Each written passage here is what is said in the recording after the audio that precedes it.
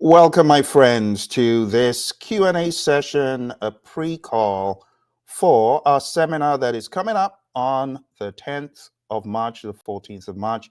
I'm joined today by my friends, Daryl and Ed, and we're going to be walking you through some ideas on how you can prepare best for this seminar. Seminar is called Lead Your Comeback, and this is for workers who have been laid off. We've been getting a lot of questions, people asking, oh, I just lost my job. I'm not a federal worker. May I join? Absolutely, you can. You can join. And I encourage you right now, as you're hearing the sound of our voices, to go on down to the link. It's fed.pmsucceed.com. And you should also be able to find the information in the chat and the description. So thank you, Ed, for that. So fed.pmsucceed.com. The idea is for you to come to not only gain clarity about project management, but also for you to gain clarity on your next steps. Okay? So we encourage you to join. It's a free seminar. If you know anyone who's been laid off, feel free to share this link with them, okay? Let's jump straight in to the top of the waves of this seminar. This seminar is going to be based on my new book, which everyone who is attending is going to get for free. You're going to get a free PDF download of this book. It's called Lead Your Comeback: Strategies for Project Management Career Invention.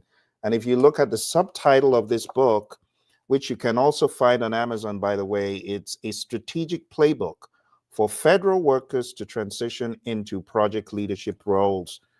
For those of you who don't know me, my name is Phil, and I've been working as a project manager for over 2 decades. I've been very fortunate to serve folks in the government space, in military, in local counties, and so on. And this is an opportunity for me to help those who've been laid off, who've lost their job. I'm a project management coach and author, written many books, such as the ones you see behind me.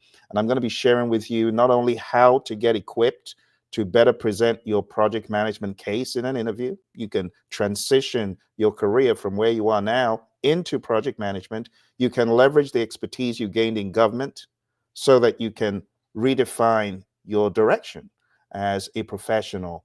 So what we're going to be talking about on the screen here, number one is going to be project management basics and pragmatism. And these are the pages in the book, right? Those pages that you see listed. We're going to be talking about what project management is, and we're going to identify your project management experience in government. I'm going to show you how to revamp your resume so that you redefine your role as a project leader, as a program leader. Lots of you have worked on programs, you just don't know it.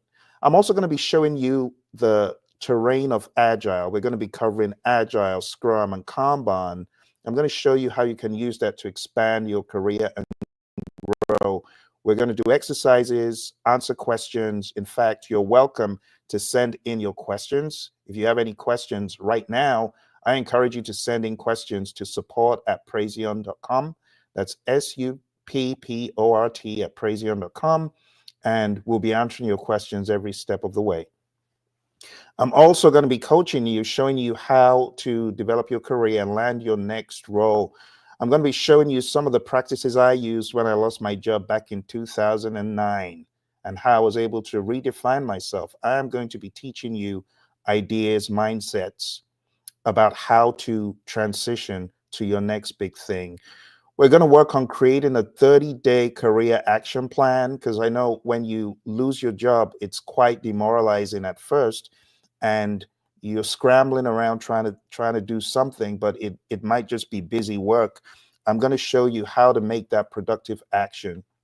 We're also going to work on the PMP exam. So I'm going to show you what the PMP exam is all about, the curriculum. I'm going to show you how you can proceed to get PMP certified. We're going to be covering the people, the process, and the business domains as we go through this curriculum. And then we're going to talk about the difference between job searching and job strategizing. And my goal is to help you to job strategize, to pick yourself up, to begin going for interviews, to redefine yourself as a project manager. Look, There's a myth, and I want to address the myth. The myth is you're not a project manager except you have the title. You got to be called project manager. That's a big fat lie. I have met great project managers who were VPs, who were directors, who were presidents of companies. So anyone telling you you must have the official title of PM, they're not telling you the truth. Everyone is a project manager. Everyone. You're managing a project right now, a temporary endeavor such as this. This is a mini project. Projects in economies of scale could go into months and weeks and years. And then you have programs, which is a collection of multiple interrelated projects that span across a long period. So I don't want you to think, oh, I can't be called project manager.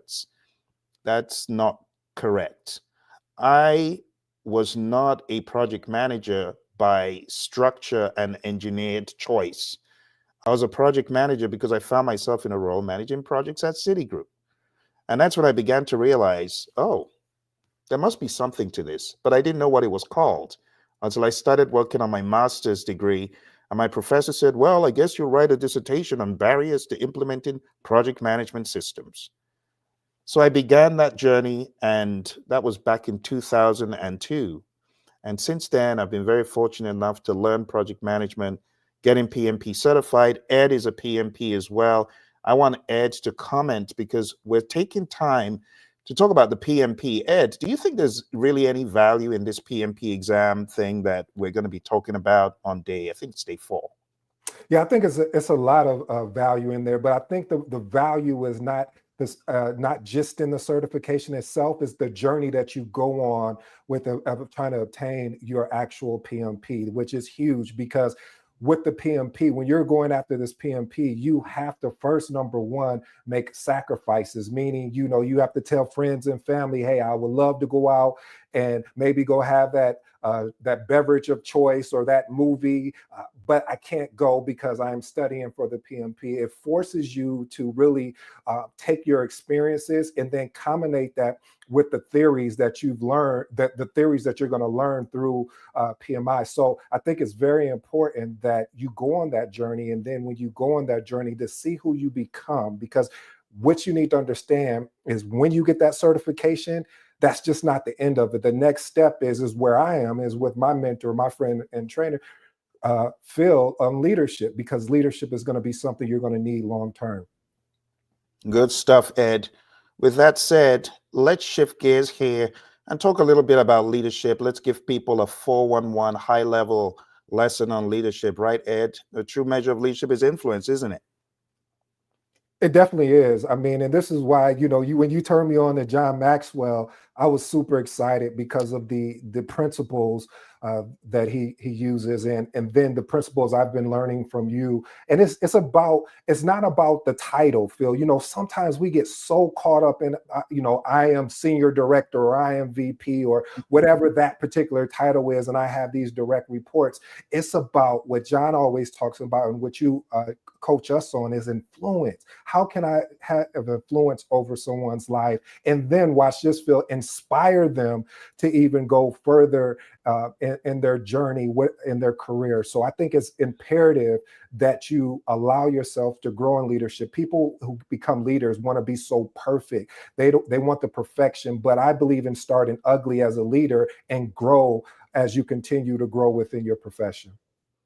Great stuff, Ed. Well, why don't we jump in and do just that? Thank you very much. Let's talk about, very quickly, high level 21 irrefutable laws of leadership from John C. Maxwell. And I won't cover all the laws, but I'll cover the first law.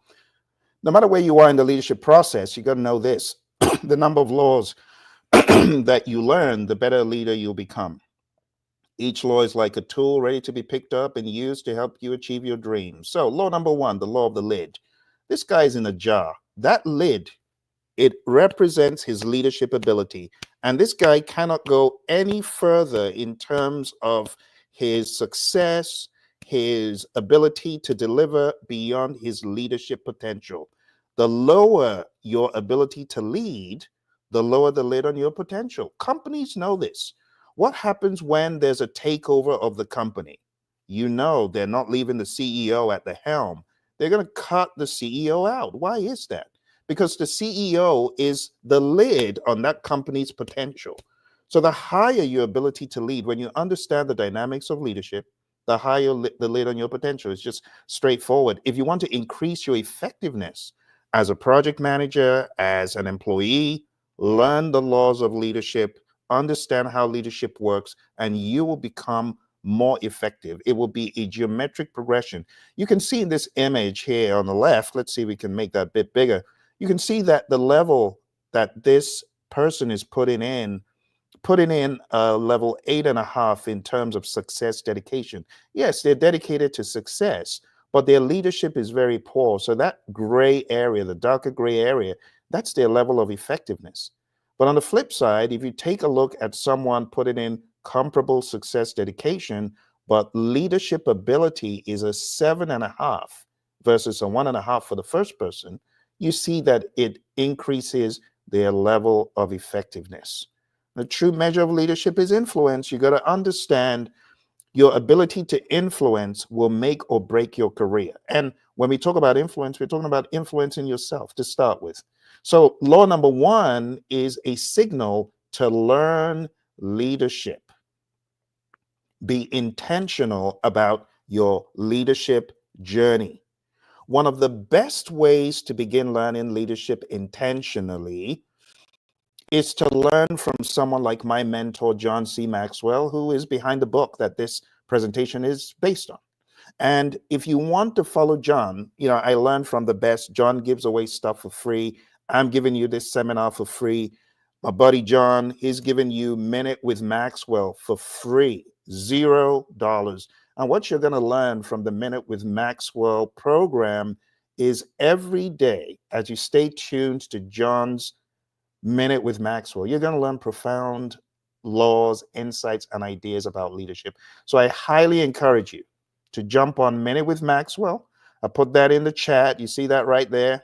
maxwellleadership.com/Minute with Maxwell.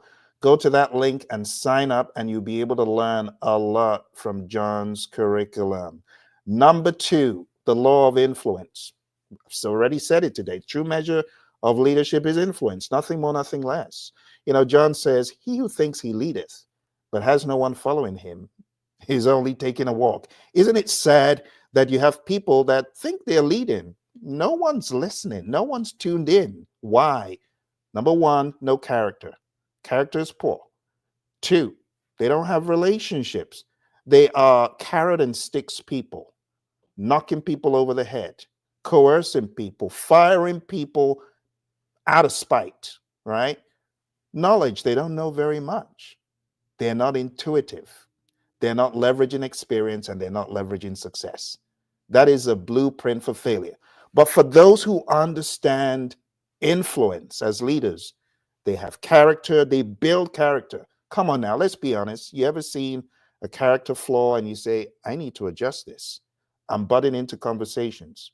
I'm being too directive as a leader. I am not being empathetic enough. We can all learn from things we're not doing too well. So we can develop character, build relationships, right? Knowledge is also important, right? Knowledge, when it is applied, is power. When it's not applied, it's potential power, which is also important. Intuition. Jack Welch, rest his soul, CEO of GE at the time, he said, go with your gut. You got to leverage that intuition. Experience. Where they've been, people who are influential leaders, they look back in the rearview mirror and they say, that experience is something to learn from. Past success and ability, okay? So that's the law of influence, law number 2. Law number 3, I love this. Law number 3 is one of the few laws I say is the PM's law, is one of the PM's law. It's called the law of process. Leadership develops daily, not in a day. In this chapter, John talks about Anne Schreiber, a little old lady who everyone thought, no, she doesn't have much money, until she passed away and left Yeshiva University, a windfall. She had been investing little pockets of money over the long haul. And over time, a paltry sum of a few thousands grew into millions because she followed the law of process. And leadership develops daily, not in a day. Project management prowess develops daily, not in a day. So you got to understand, first of all, I don't know what I don't know. I don't know this project management thing. I better go for that seminar with Phil. That's phase two. I know that I need to know. So I better go to that seminar. Phase three is now I know what I don't know. After you've gone through the seminar, you're going to understand what you don't know. And you're going to get to phase four, where you begin to know and grow. And it's going to begin to show because you're going to begin seeing yourself as a project leader. And phase five, I simply go because of what I know. You're now on autopilot.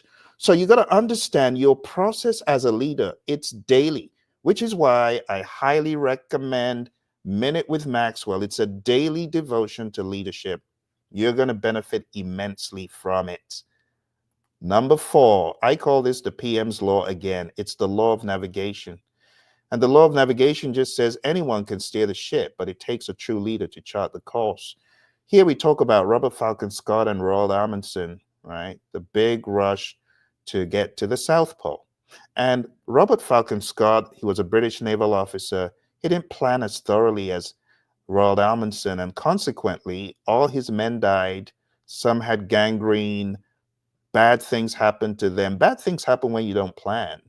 And the idea behind the seminar that I'm inviting you for is to come learn how to plan, right? PMI, the Project Management Institute, they're masters in showing you the multiplicity of things that you need to plan. You got to plan scope and schedule, cost, quality, resources, communication, risk, procurement, stakeholder. Then you got to apply some agile. I'm going to be teaching you this. But one thing you got to learn from this is you got to be intentional in planning your future, your next step. Number five is the law of addition. Leaders add value. Simply put, true leaders, they add value to others. They've got fulfillment in leading others. They lead with the right motives. They have the ability to perform significant acts, and it delights them. And you got to understand that as a leader, you are benefiting as well, right? And you develop this attitude of service. So Ed, let's be honest. We don't want to be negative on this call, but haven't you been in a situation, Ed, where there are carrot and sticks dangled in front of you, a stick to whack you on the head to make you conform, and a carrot to do the same thing? The carrot is still a bad thing because it's been given to you with maliciousness in mind. What do you think about that, Ed? Yeah, so fortunately, unfortunately, I've experienced that, and like we all have in our career. And sometimes it takes a moment to identify it because it may look as an opportunity, but all opportunities are not good for the direction we're going. This is why strong leadership is required, because when you have a strong leader, now when I say strong, I'm going back to the John Maxwell principle of influence, of being able to influence you in your career, influence you in your day-to-day, because great leaders, what they do is they are slow to speak and very active to listen. I'll say that again, slow to speak, but very active to listen, because it's required in order to understand where someone is going in their journey or what they see in someone, because there's potential there, but how can I pull that potential out of that particular person? So watch this, Phil, so they can see the potential. And now it doesn't turn into, going back to what we were originally stating, a carrot and a stick. They're able to see it and say, oh, I can do this. This is the growth path that I'm on. That is great stuff, Ed. Draw out the greatness and show them how they can even blow their own minds. Great stuff. So the law of addition, right? Only secure leaders give value to others, and leaders add value by serving others. Number six, the law of solid ground. Trust is a foundation of leadership. So, Ed, what are some ways that as a leader, if I go into an organization, if I'm on a new job, if I find myself in a customer situation, how can I build trust right from the get-go? Any ideas? Yeah, I think you have to be consistent and lead by example. Don't, what are the things my mom used to say? And we joked about it. She would say, don't do as I do as I say. And I would say, Mom, respectfully, but shouldn't it be backwards? Like, shouldn't I be following your example? And she would laugh. She was like, yeah, son, you're right. But the point I'm making with that story is that a lot of leaders will say, you need to do this. I mean, you need to be on time at that meeting. We need you in 10 minutes early. And they're walking in the door. If we start at 8, at 8:10, 8:15. Now, I may not be speaking to all leaders, because I know there are a lot of exceptional leaders out there, but those that aren't, they know who I'm talking to. And so it makes it hard and challenging, because you're saying, hey, Mm. I need you to do this, but you're not willing to do what you're asking me to do, or showing me examples of how you've actually done that. Because what you Mhm. were saying, Phil, about the rear view and front shield window approach, that's my thing right there. Because a lot of times in life, we don't understand the importance of keeping that front shield window approach, and only looking at the rear view mirror to be able to glance back at, hey, I didn't lead that person well, but you know what? I can improve by being iterative of helping them grow as an individual, keeping that front shield window approach to leadership. Lovely stuff. And let's not forget that we have our buddy Daryl. Daryl is also PMP. He's also thought leader in AI. He's my AI coach. The reason why I'm so passionate about AI. So, Daryl, if you have any contributions, please jump in immediately and share them. We're talking about building trust. And, Daryl, you've built trust in a number of organizations. So, if you have anything to share, now would be a good time for you to jump in and share it. Okay. So, still along this law of solid ground, how does a leader build trust? By consistently exemplifying character, as Ed was alluding to. Character communicates consistency, character communicates potential, and character communicates respect. All right, you are going to meet more of my buddies Ed and Daryl in the seminar. So if you have not signed up, please go on down to fed.pmsucceed.com. For those of you who missed the beginning where I shared the curriculum that we're going through, we are going to be talking about leading your comeback. It's based on my book, Lead Your Comeback, which is going to be given free to all attendees. You're also going to get a 10-hour certificate of completion that shows you completed project management coaching 10 hours, which is good for PDUs and is also good for contact hours, because you're going to be learning about project management and associated topics. So I encourage you, if you know anyone who's been laid off, and they don't have to be a federal worker, if they're laid off, just invite them going down to fed.pmsucceed.com. This is to give back to the federal community that I've served and has given to me in the past. The likes of NASA and the FBI and the US Army and the US Air Force. I have been very happy to serve these individuals. And I remember the US Army Corps of Engineers back in the mid 2000 and want to say 2013 or thereabouts, 2014. They were looking to have training, and there were a lot of furloughs going on at the time. The economy was in bad shape, and government said, sorry, we said we're going to give you PM training, but we're not giving you to train anymore. So I heard this, and it troubled me, because I felt sorry for these people. So I decided to volunteer. I registered as a volunteer to serve with the United States Army Corps of Engineers and deliver the training for free. And subsequently, I got offers from the United States Army Corps of Engineers many years later to train men and women in uniform out in California. This was out in Arkansas the first time, but I ended up training them in Cali. So what you sow, you reap. I gave to them, and they came back and gave me this awesome opportunity to train and coach men and women in uniform. And I've trained so many government entities, Department of Justice people, Department of Transport, NASA, so many. So this is a way I'm giving back, okay? Now, this is going to be a final law for today. The final law is the law of respect. People naturally follow leaders stronger than themselves. And the top 5 ways you can gain respect. Number 1 is natural leadership ability. And if you don't have natural leadership ability, if you're someone who is always ducking and diving out of the limelight, you don't want to be in the limelight, you can learn to lead, because part of leadership is understanding it's not about you. When leaders step up, they step up because they realize there's a greater good, something needs to be done. I can fix this, I can be of value, I can serve. That's what leaders do. So when you get the leadership mindset, you stop being timid and shy and saying, I don't want to be in the limelight. I just want to stay in the background like a little mouse.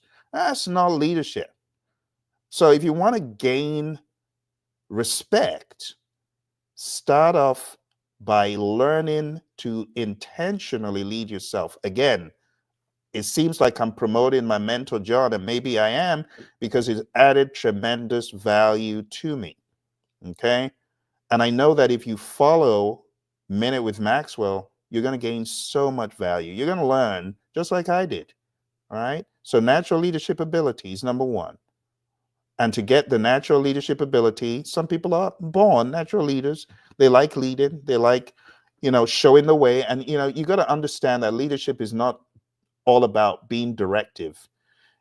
I don't know if you've ever heard of the Hersey Blanchard model. You got to be a situational leader where you can lead directively, but you can also lead in a way of support and both. And you know when to up the ante on the direction and when to pull it back and things like that. Then you must have respect for others, courage, which unfortunately is lacking in a lot of leaders. They're timid and they rely on ego feeding. They want ego feeding to feel valuable. They forget you should hire the best and the brightest. As Steve Jobs said, we hire the best and the brightest, the smart people, so they can tell us what to do. So great leaders, they have courage, right? They're secure in themselves.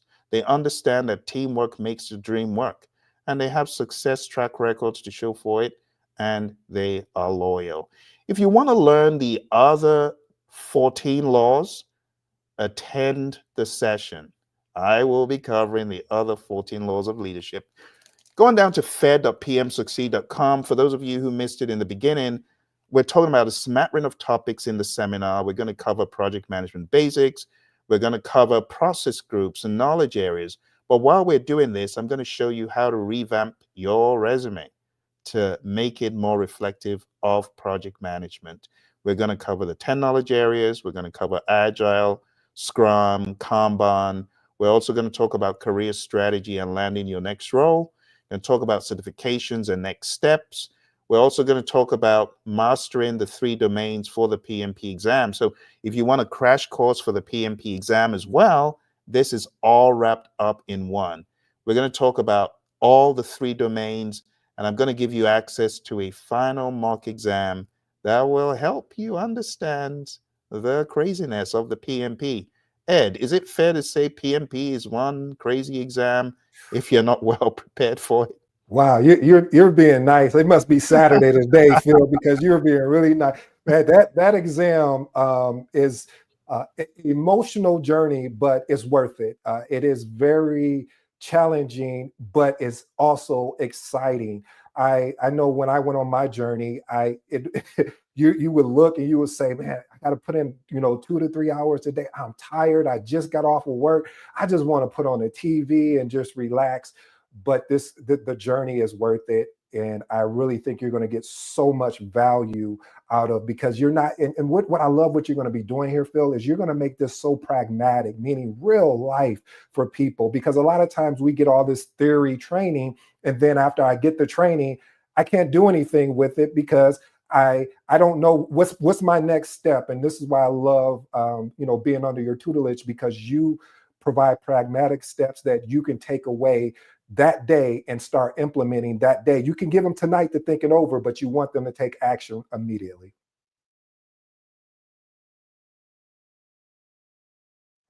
You're on mute, Phil. Okay. Thank you very much, Ed. I appreciate that. For those of you who are listening, again, make it a date. The questions coming in, people asking, can I attend this if I've just been laid off? Can I attend this if I'm not a federal worker? Absolutely. Don't look a gift horse in the mouth. Be smart. And I appreciate those of you who wrote in to ask, can I attend? I'm not a federal worker. Yeah, absolutely. You're not in the United States. That's fine. There are limited seats. So jump on, sign up, register, and we look forward to seeing you there. If you have any questions before the date, send them in to support@praizion.com. We'll be very happy to hear from you. All right. Daryl and Ed, did I miss anything? Any final comments? I'll just say, Phil, first of all, I appreciate, and I think everyone that attends are going to appreciate what you're doing for them, because you have so many things that are going on and that you're building, and just taking time out. I'm appreciative that you're doing this. So I just hope that people show up and actually take down some notes and look at the book that you're providing them, and take action. Just don't come just to get more knowledge. You can get that anywhere, but come here so you can have actionable steps to move forward in your career. Great stuff, Ed. Thank you very much. I want to give a shout out to our friends on Instagram who I see on there. But Daryl, any final comments, closing remarks? Yes, Phil, thank you so much for doing this. This is really, truly an honor to be part of this, this pre-session. Um, yes, especially with leadership and how to use leadership to get back on your feet, when that time happens. But again, thank you again for doing this. Thank you very much. All right, my friends. Well, we've come to the end of the session. Thank you very much, Ed and Daryl, for jumping on. And we're looking forward to seeing you next week. Any questions from the audience? Our friends on Instagram, Ilrakudan, Anita's Beauty, thanks for joining. I am Sugar Hill. We appreciate you coming through, and all the rest of you who came through on YouTube, on Facebook.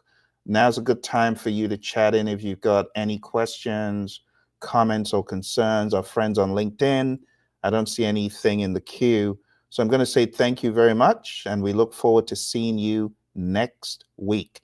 Make it a date, fed.pmsucceed.com. And what you can take away from this particular session is join maxwellleadership.com/Minute with Maxwell. Minute with Maxwell is what helped me cut my teeth on leadership when I started being intentional. You see, there's a difference between saying, well, I've got a vague, fuzzy idea about leadership versus knowing what it is. It reminds me of the PMBOK guide, the Project Management Body of Knowledge guide. After you go through the rites of passage as a PMP, Ed, let me put Ed on the spot. Let's see if we speak the same language. So, Ed, tell me the first process group. Initiating. Planning. What comes next? Planning. What comes after planning in the process groups? Oh, in the process groups? So you said initiating, I said planning, which comes next. Executing. I didn't know monitoring, controlling. We're trading. We're trading. And honestly, Ed, all we're doing, we're demonstrating to the audience that you can learn leadership as a framework, the same way you and I are speaking the same language. You said initiating, I said planning, you said executing, I said monitoring and controlling, and then what comes next, Ed? Closing. Boom, 5 process groups, a framework. You can learn to lead in the same way, my friends. There's so many avenues to lead. Like this one right here is called the 5 levels of leadership. This is from my mentor, John Maxwell, who I've been talking about over and over and over and over and over again. But if you want to get great in leadership, you need to follow John. You need to listen to his work, and you will begin to learn leadership. Like the 5 levels of leadership. This is just one of John's books. Here's another, which I've been teaching from today. So 21 irrefutable laws of leadership. And I could go on, showing you so many of John's materials. But what I'm trying to get you to see is you should invest time in going to Minute with Maxwell, right? And learning the framework of leadership, learning frameworks. There's so many frameworks John has. But when you've learned so many frameworks that John has in leadership, you begin to realize that you should be more intentional about learning and practicing leadership. And in the seminar, I'll teach you the remaining 14 laws. Okay. Today, I taught you the law of the lid. I taught you the law of influence. I taught you the law of process. I taught you the law of navigation, the law of addition, the law of solid ground, and the law of respect. You can go back and watch what we talked about so that you understand those first 7. And then when we meet, we'll continue with the law of intuition and beyond. Okay. Well, thank you all very much for joining us. Big shout out to Ed and Daryl. We'll see you in the seminar. Take care and bye for now.